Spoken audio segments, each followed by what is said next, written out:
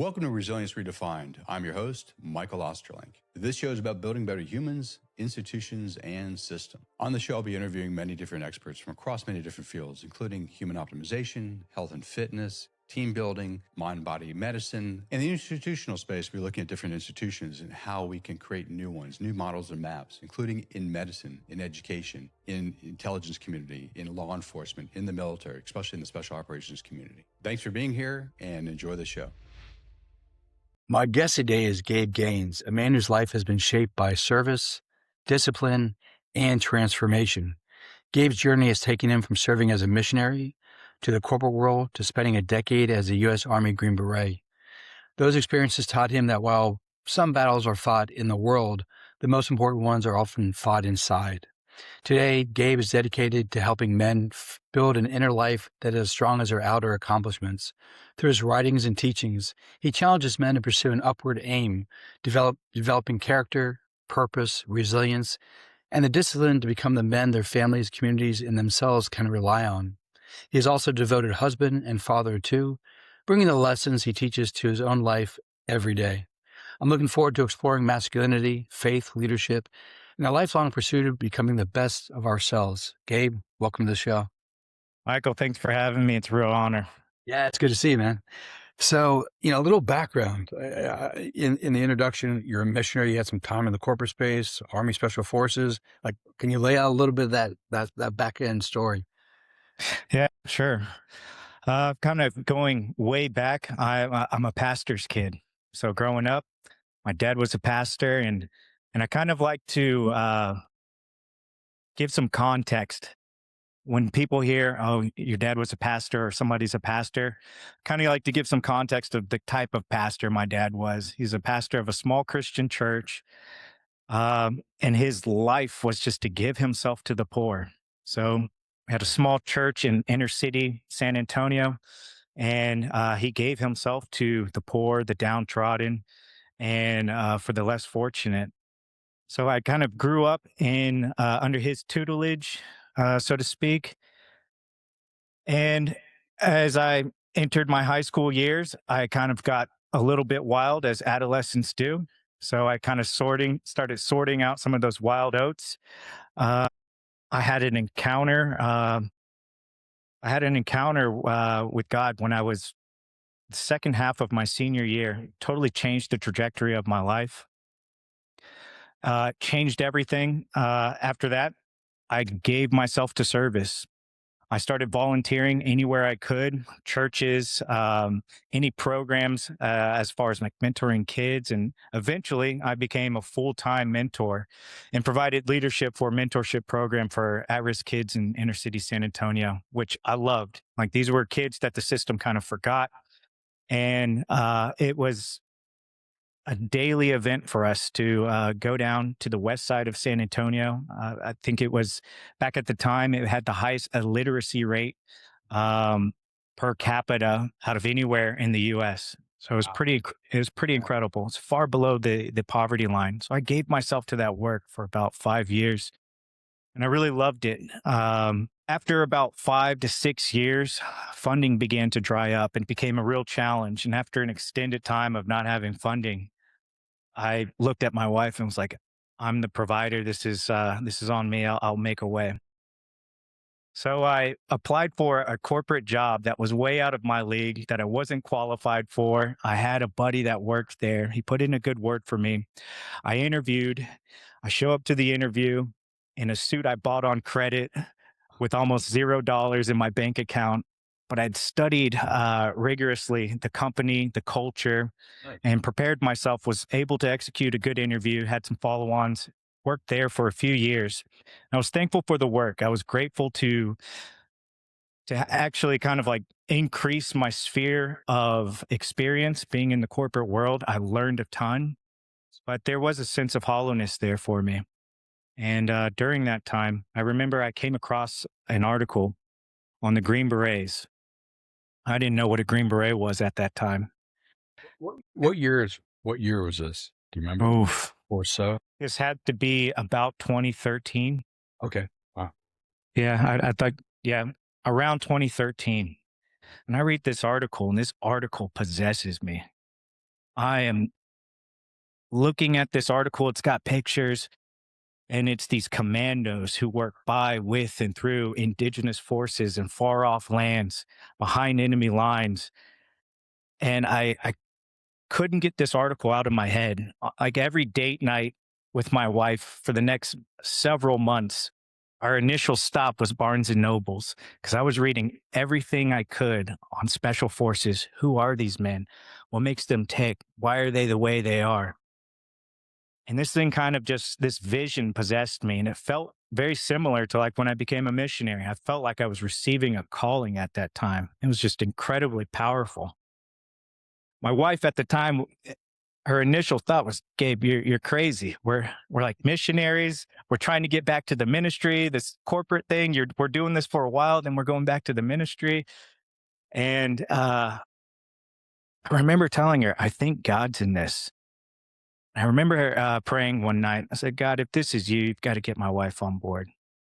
We had some really miraculous, striking, what we would call signs of things that were just pretty undeniable for us, to where my wife was absolutely on board. And so I joined the Army in 2015. Let me just stop you there if you don't mind. Sure. I want to hear about your time in the Army, then Army Special Forces. But you shared, I think you said you were a senior in high school, you had an encounter with God Yeah. that really kind of shifted you in a different direction or affirmed something that already innate inside of you. Maybe it's not a better way of putting it. Like, Yeah. can you talk about that experience? What that was like with the. Yeah, I can. There's kind of a lead up to it. At the time, it was 2004. Mel Gibson had just released The Passion of the Christ. My parents took me to go see that, and it had a profound impact on me. It kind of took the faith that I was raised with, and I had knowledge of the stories on an intellectual level, seeing it on screen, and it was such an incredible production. Seeing it on screen really brought it to life for me, and it had me contemplating. I ended up seeing the movie 4 times in theaters. I skipped school, and yeah, this is kind of like where I was. I remember me and my friend that used to skip school and do other things. Uh, that definitely wasn't watching Passion of the Christ. Yeah. This time, I was like, "Hey, let's get out of here. I want to show you something," because I was just wrestling with this reintroduction of faith in my heart. I was like, "Come with me." So I couldn't get this film just off of my heart. And a few days later, I'm in a basketball gym. I'm all by myself. And at this point, I had realized I had made a real mess of my life. I was on the verge of dropping out, which I eventually did because I had skipped so much school that I wasn't going to graduate. I felt so hopeless. I felt so lost. I had no direction. I was partying and I was doing everything I was raised not to do. And I was violating really what I didn't know at the time. I was violating everything that was important to me, all of my values. I was violating every inner value I had. So I wasn't living congruent with myself, and it brought a lot of suffering. I'm playing basketball all by myself in this gym. And as I'm playing, I'm shooting and I'm confessing things I've done wrong. God, I've done this wrong. God, I've done that wrong. I drank this and I smoked that. I've done everything wrong. I'm about to fail out of high school. I'm about to drop out because I'm lost. I don't know what to do, but I'm just telling him everything. I'm confessing my sins to him. And I didn't know I was doing that at the time. It felt like just a conversation. And I remember so clearly, it wasn't an audible voice, but it was so clearly within me. This voice coming to me over and over again. As I'm shooting hoops, I stop and I'm listening to this voice. Come with me and I'll make your life count. Come with me and I'll make your life count. And this voice was just felt like it was going through me. I sat down on the bench. I said, you have a deal. God, if this is you, you have a deal. I'll change everything right now. It's exactly what I did. I changed everything. I took my girlfriend out to a little Mexican restaurant that night. I said, something happened to me. I felt like I think I heard from God. Everything is different for me now. all the stuff I was doing before, I don't want to do it anymore. And I don't know if you're interested in this. I know this sounds weird. And if you want to break up with me, go for it. But this is where I'm going and this is what I'm going to do. She says, no, I'll try it out. We've been married for 17 years now and about to be 18 years in 2 months. And she's become one of the most devoted believers that I know. But it was a powerful time in my life of just transformation and really cold turkey. Everything just I just stopped everything and just obsessed with, for me, it really wasn't like a religion thing. I obsessed over the scriptures of like, who is this man? What is God like? What is his nature? How does he feel about me? And how am I to live? Like, if this is true, how am I to live? And I started reaching upward. From that point forward, that was a huge change in my life. Did this have any effect on your relationship? It did. What it did is bring us closer. And there was never a point where I ever felt real friction with my dad. Although I had rebellion and I felt like that was pretty natural, there was never a point I didn't, I always knew who my dad was and I always respected him deeply. I knew I was going the wrong way, but I liked it and I was having a good time. But in my mind, I never thought my dad's wrong or like he's overbearing. I always thought that's the best man I've ever known. I'm just not like him. When I came to faith, it changed everything. We became best friends, literally very best friends. We'd stay up into the wee hours of the morning, late into the night, just talking about life, talking about God, faith. And I became his right hand man in everything that he did. Wherever he was, I was there with him. Whether he was preaching or serving in the community, I followed him everywhere. And I owe so much of who I am to my dad. And to this day, he's the best man I've ever met. That's beautiful. I love that. Nice. Nice shout out. Yeah, love you, Dad. Yeah. Did you, what, like you're close to failing out. Whatever happened with school? Yeah, so it was 3 weeks before graduation. The writing was on the wall. I am not going to graduate. And I was thinking to myself, and at this time, I had just become this newly full of zeal believer. I thought to myself, you know what? I don't even need that. I'm going to be in Africa somewhere. I'm going to be in a far off land, sharing faith and serving people. I don't even need that. I was still lost at the time. I was just full of zeal, just like I didn't have any direction. I was just excited. So I didn't graduate. And it wasn't until nearly a decade later when I began my special forces journey, when I became interested. After I read all of the pipeline and the requirements for special forces, I read if you do not have a high school diploma, you need a GED plus 15 college credits. So at this time, I'm in, I'm working a corporate job that I somehow got. And it was going well.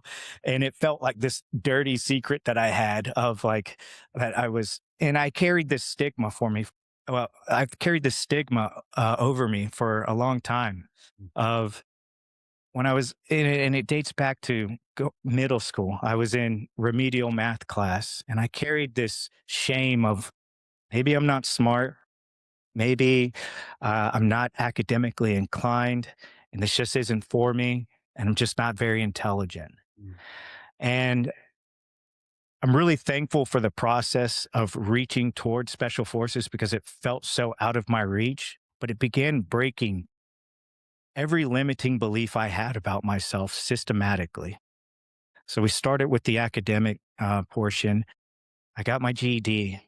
And when I tested for the GED, I had studied and relearned geometry and parts of calculus and algebra, but now it was on me. It was self-study and I was picking it up and I was learning it. And I really gave myself to the process. When I tested, my score was something like in the top 1% of graduating seniors at the time.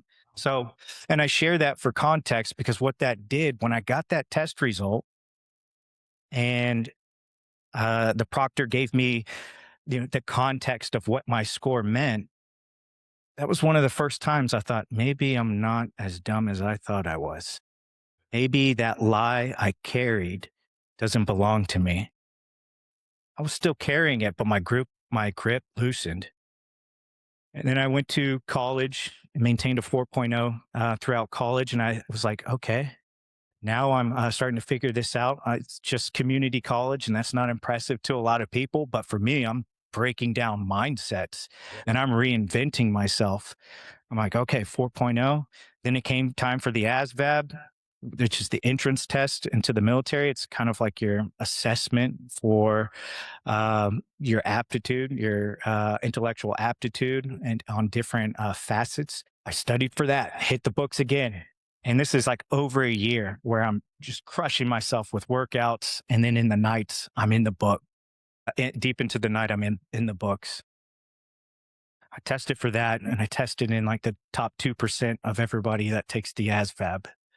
Nice. And so that was one of the final ones where I decided it's time for me to let go of this lie.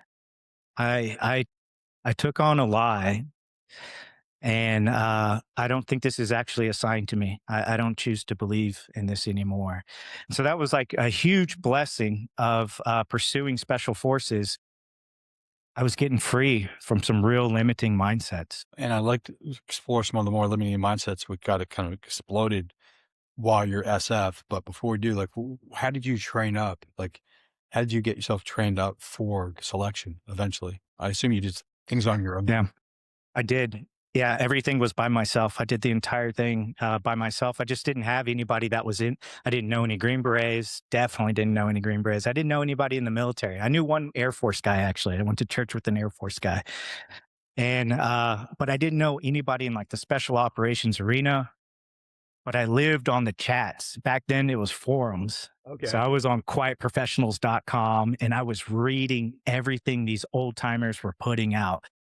And I saw that SOCOM put out like a training plan. So I did that. And I went through a little over a year of just rotating different training plans that I would find from other people, and then adding some of my own stuff of like weaknesses that I knew that I had. But every week I do a long ruck, a short run, a long run. And then I'd lift 4 to 5 times out of that week, and then do a bunch of body weight, preparing myself for, the Army Physical Fitness test, which was, push-ups, sit-ups, 2 mile at the time. But it was not pretty. Like, it didn't start off good. Like, I took my wife with me. We went to the track the first time. I was like, I'm doing the special forces. I want to try this out. Like, let's do this.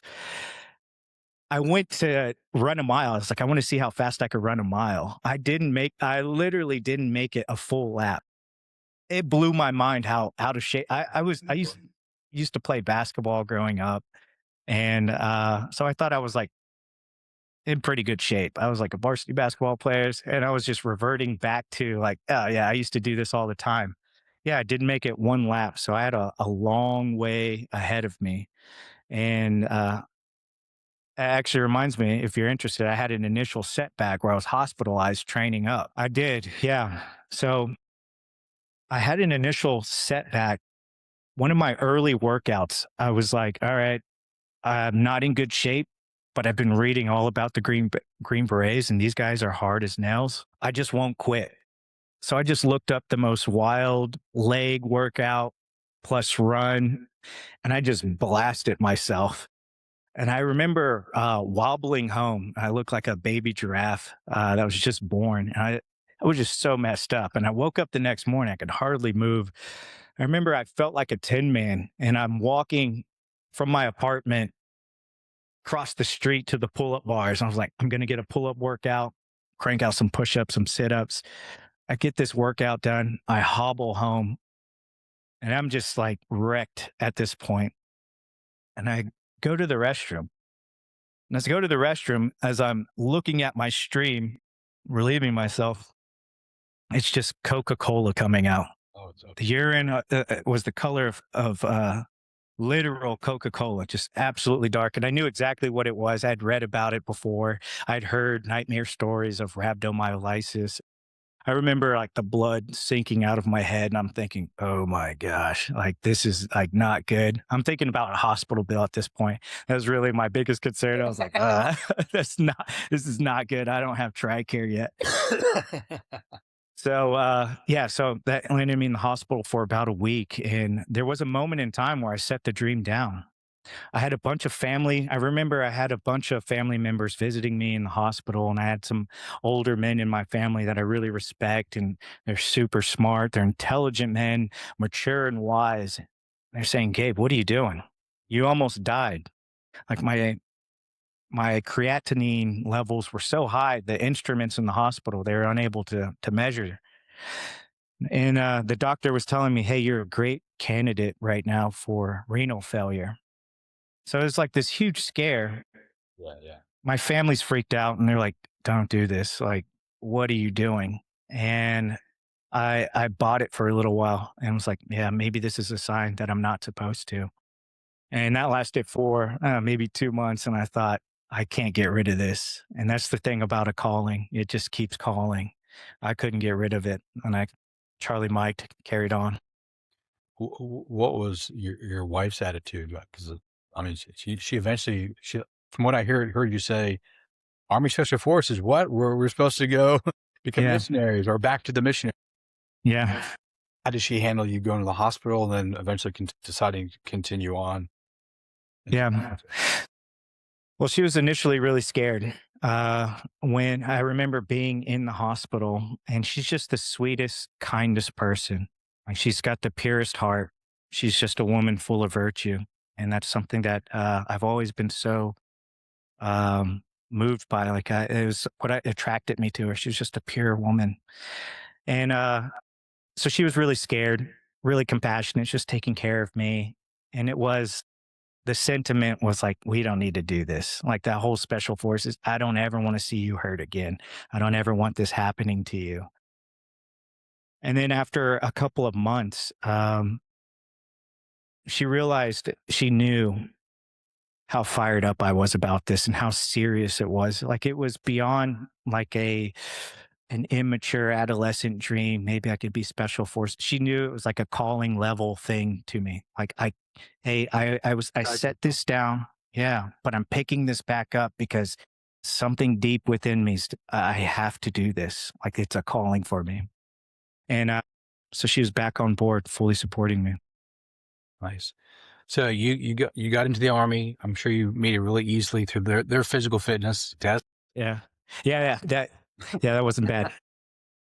Tell us about, finally selection and getting to the Army Special Forces, what your life was like. Sure. Time. And I think also some of the lessons you might have learned along the way. Sure. Yeah. Getting to selection, it was almost a relief getting to selection. Before selection, I was in a place called Student Company. I was an 18 X-ray, which is a special forces candidate.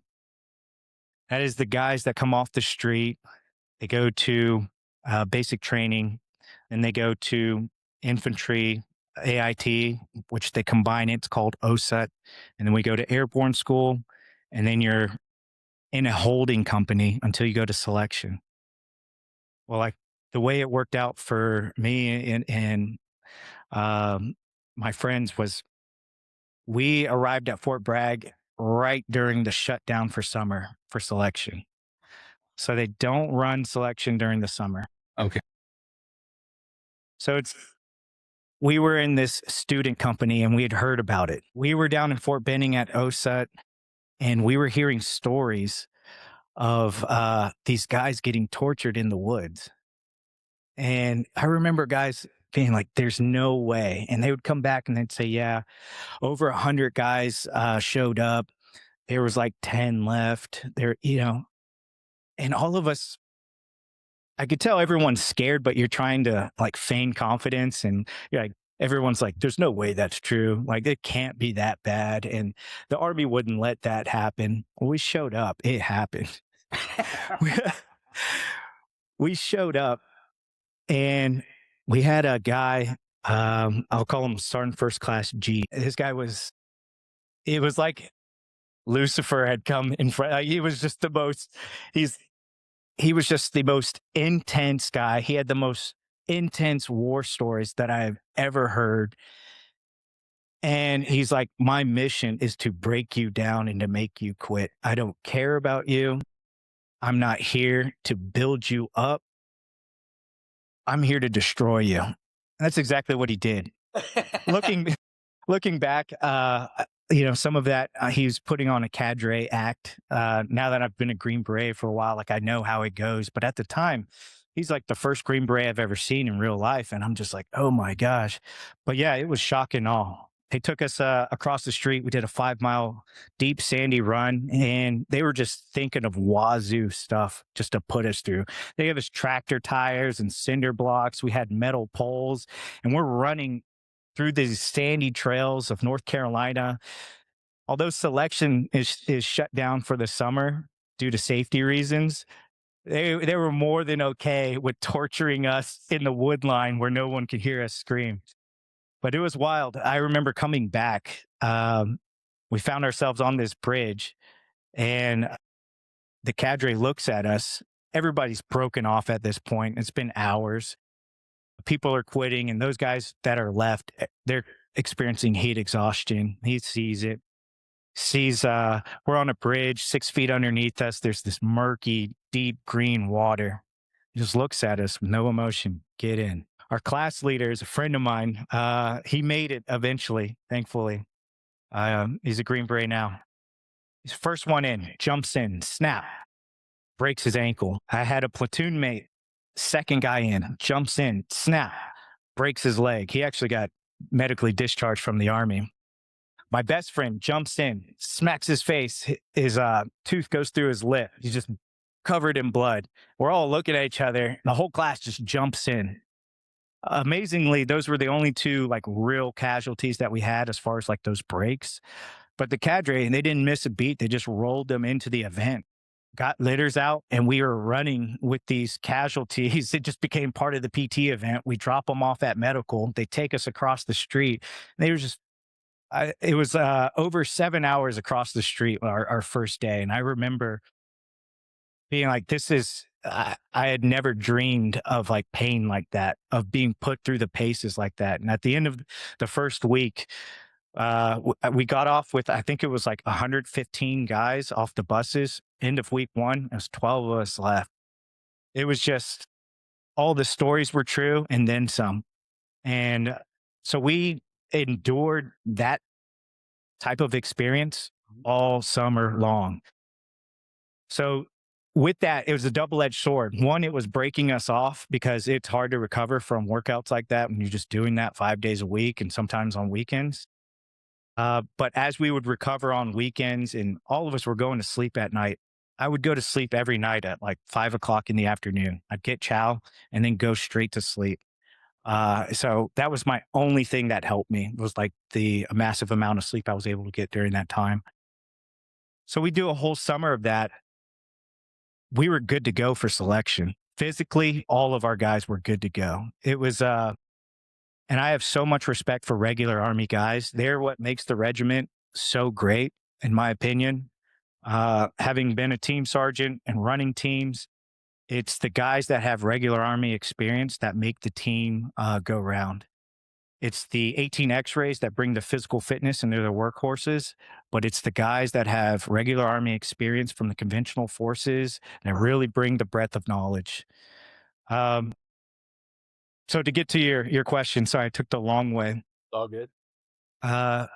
Getting to selection, physically, good to go. I'll say it, there was by no means was it easy, because it's all on you how hard you want to go. Unknown time and distance rucks, unknown time and distance runs. So if you're putting out, you're going to be hurting. How did you psychologically deal with the unknown? Did you have any mind tricks? Your role? What did you do to make it through? Yeah, there's a couple of things that I did. I remember being at the end of selection. It was the trek, and at the trek, you've been beat down during gate week 1, week 2. You're doing land navigation. So you're in the woods of North Carolina doing the star course in the middle of the night, in the day, and you're going miles and miles and miles with the 80-pound ruck on your back. So you're getting beat down. Week 3, it's team week. Team week is like our hell week. That's all of selection. The lead up, that's the entry fee. Gate week, going into the star course, land navigation, that's the entry fee to get to the real show, which is team week. That's where they really break you off, and that's where it's really tough. So after that, the last thing is trek.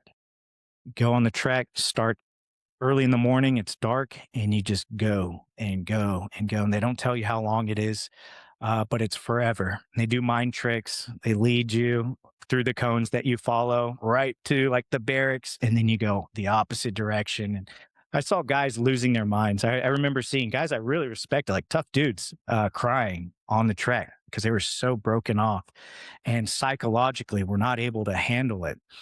And I remember for me, one of the things that I would do is I would look at the horizon. So I'd look as far as I could see down the road, and I'd envision my wife and my son. Oh. At the time, I only had one son, but I would see them and I was walking towards them. That was like one of the biggest tricks just to keep me going. And a big part of this, it felt like it was my calling, but it also, I knew that this could change our lives.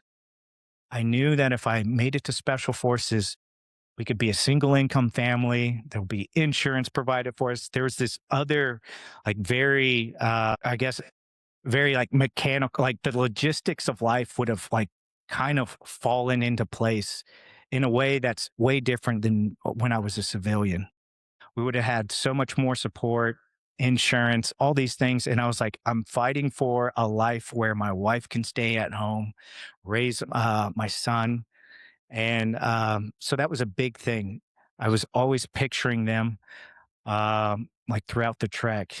And then throughout like the beatdown sessions and all the stuff that goes on at selection, for me, my faith had a huge, it had a lot to do with my success at selection.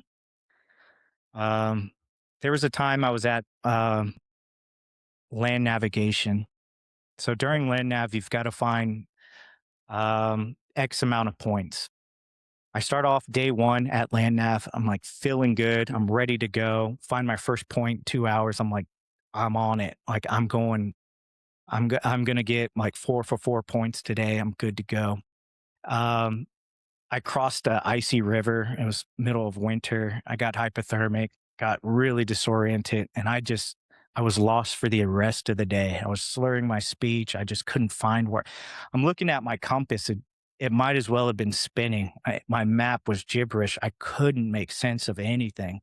I finally get rounded up by the cadre with all the other students that are in the woods, and they take us to our bed down site where you get maybe an hour or two of sleep and you're just broken off. But I remember being in my little tent having a real conversation with God. I said, God, I am giving it everything I've got. I am so messed up. I don't know what happened today, but you called me to this. You brought me here, and I believe you brought me here. And if you brought me here, then you've got to see me through. I will give you everything I got, but I'm trusting you with the rest. Tomorrow I have to go 4 for 4 for land nav points, and I've never done that in training. I've never gone 4 for 4 points because I only had one day 1. That meant in order to pass through to team week, I had to go 4 for 4, and I've just never done that. Not even close. I wasn't that great at land nav starting out. I just wasn't. So I said, God, you've got to do this. I'm going to sleep. You figure it out, God. You've got to help me. I woke up and I remember I just never felt so dialed in. Like I felt one with the route, with my pace, with the map, with the terrain. I've never, and I wish I could explain what it felt like. Maybe a flow state. Yeah, that's what I'm hearing. Yeah. I just felt, and I was enjoying it. I was having a good time. I just couldn't, my focus couldn't be broken, and it was just effortless. And yeah, I was humping it, but I was so motivated because everything was clicking, everything was going. So I was moving out and went 4 for 4 that day. And so that was one of the moments where faith, like it was like a real thing for me. Like it wasn't just like, oh, I believe this and I want something nice and something hopeful. I was so messed up, and it was God. If you don't come through for me, I'm done. Like I am cooked. I can't do this. So I'm going to bed, and you help me in the morning, or else this wasn't you. Wow. And grateful that it worked out. You listened. Yeah, yeah, So you make it through, you become an Army Special Forces, you get your Green Beret. What are some of the lessons you learn on like when you're actually like downrange with your guys doing the things that you? yeah, So I know and I want to highlight this on Substack, for instance.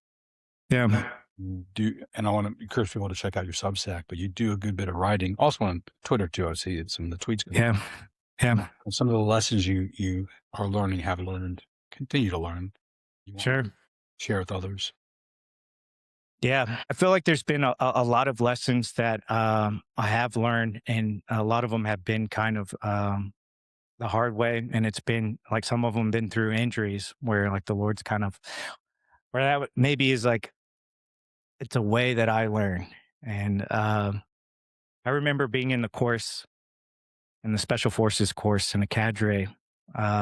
We had really messed up this patrol and got sloppy, left a bunch of trash, and he punished us real hard. He smoked us real bad. But before he did it, he looked at us, and I'll never forget it. He looked at us and said, "You know what? Sometimes guys like us only learn through pain." That always stuck with me. Yeah.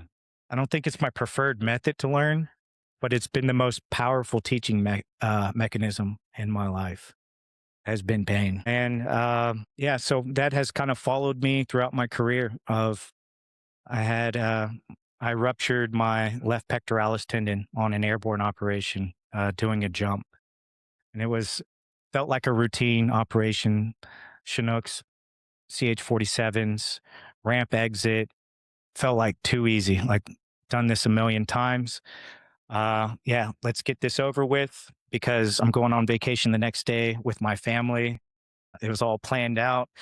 And I was like, I'll just get through this jump, not a big deal. Hollywood jump.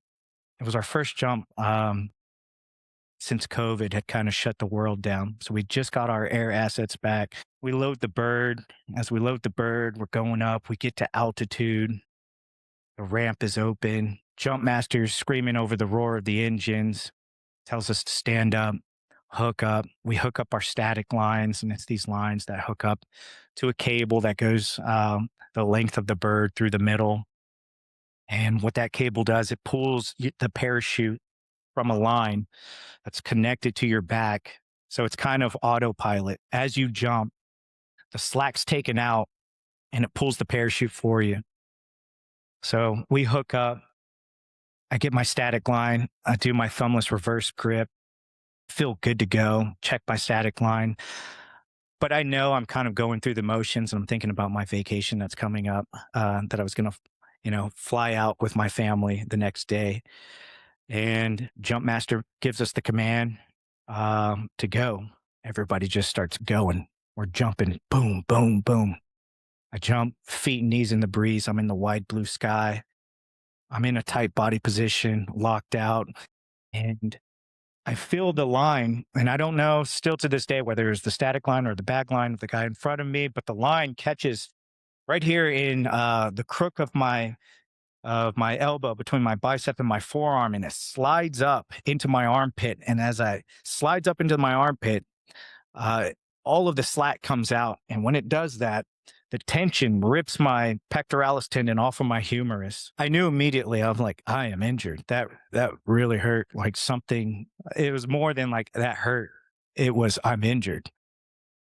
So my canopy opens. I'm looking up, and I'm reaching for my toggles, and I can't with my left arm. My left arm is just done. So I'm steering the chute with one arm. I land like a sack of potatoes. Uh, and I'm laying flat on my back looking at the sky and just kind of processing it.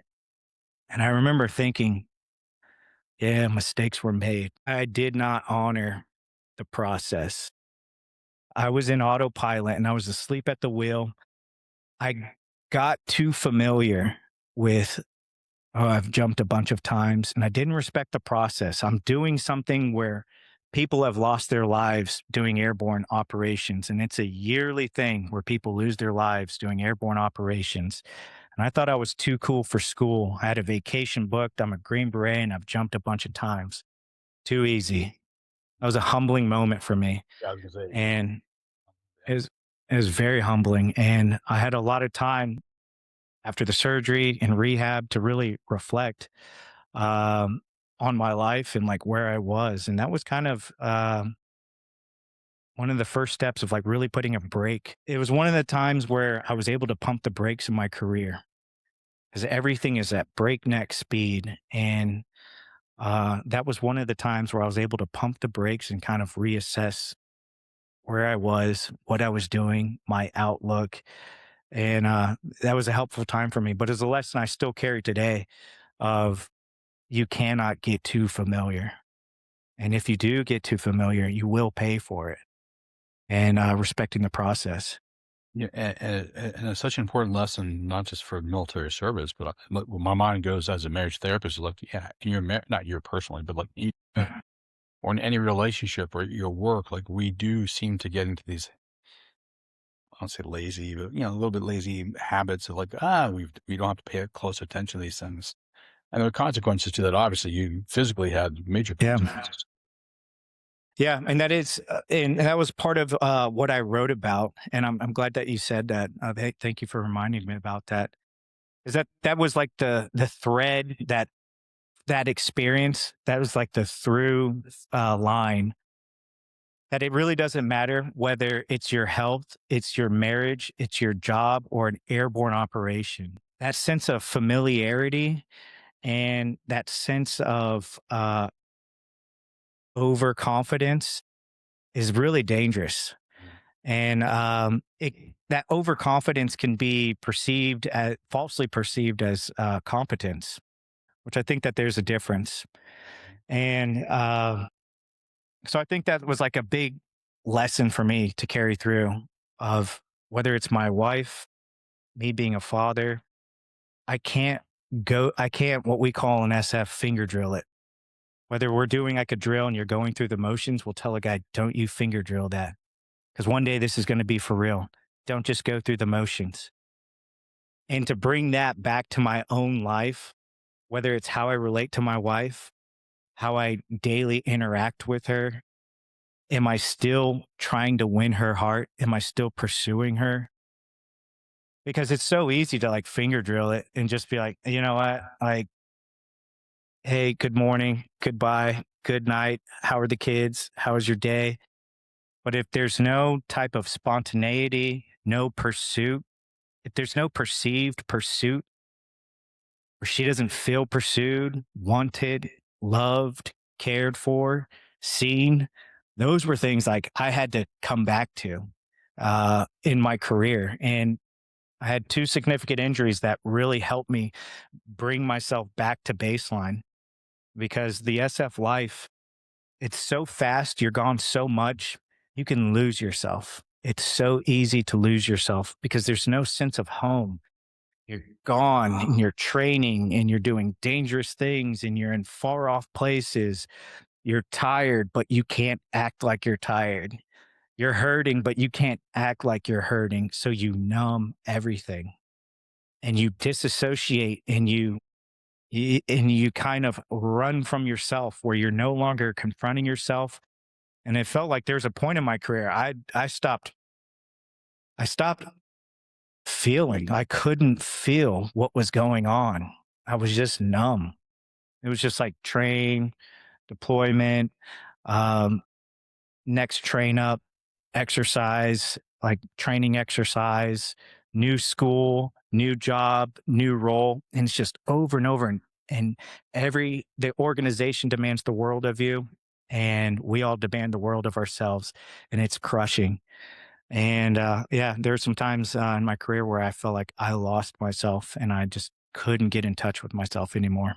And those injuries were helpful in bringing me back. Without wishing others to have injuries to help them bring them back to themselves, but God works in mysterious ways. You can't control that. Yeah.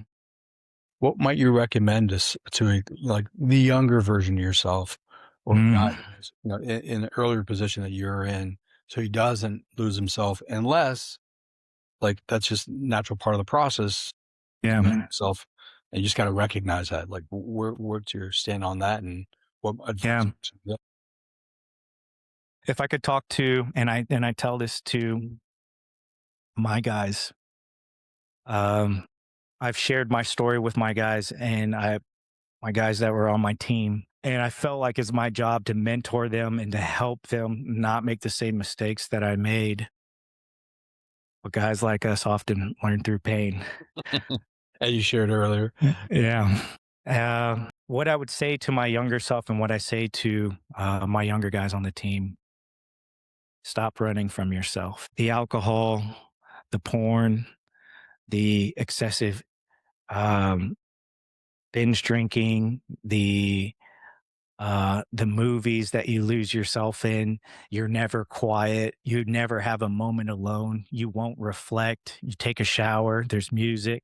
Like, 'cause we all live with each other, and I can see all this stuff. There's guys where I'm like, dude, you take a shower. There's music. You walk down the hall. There's music. You cannot sit still and be with yourself. You have to confront yourself because, like I said, the pain. It's through pain guys like us learn. What we're running from is the pain of we're not living in alignment with our values.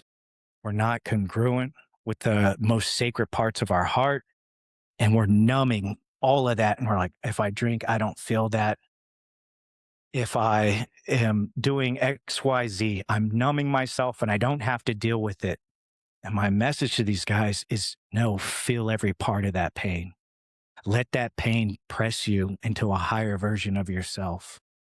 Become so tired and so overburdened with your lack of alignment and congruency on the things that you truly value on the inside. Feel every part of that. Get quiet, write, journal, reflect, have some type of quiet practice where you can name what you're feeling Nice. Nice. and sit in that and let it instruct you.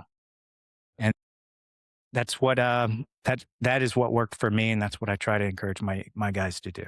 I love that. I love that. And that comes out in a lot of your writing too.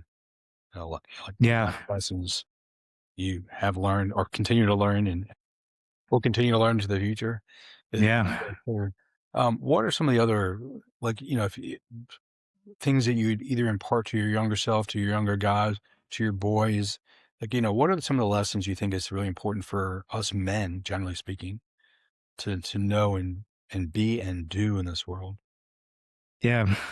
I think one of the biggest things that's important to me is to always be aiming upward. And what does that mean? Like upward in every sense of the word, upward in faith. And you don't have to be a certain religion or subscribe to a certain, that's not what I'm talking about. But I'm talking about an upward aim of a highest ideal of yourself, the way to live, how you treat people, how you relate to yourself. Aim all the way up. Set aside the distractions and the things that stain your dignity and rob you of your strength. Let those go in order to ascend to something higher and to accept something higher. I'm not like talking about uh, radical discipline for the sake of just being disciplined. I'm talking about a higher way of living where you're at peace with yourself, where you like yourself, where you're in alignment with what you truly think and feel deep on the inside, where you can look at yourself in the mirror and say, I like that man. I respect that man. Um, that's what that's what I tell my sons, and that's what I encourage the guys that I serve with. is to become a man that you don't need to run away from, create a life that you don't need to escape. Um, in that pain, give it a purpose. Yeah, yeah, yeah. Give the pain because as men, we carry the world heavy.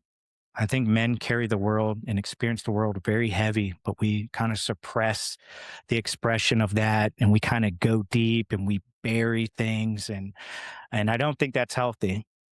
I don't think that's healthy. I think that we should process these emotions, process these like deep feelings.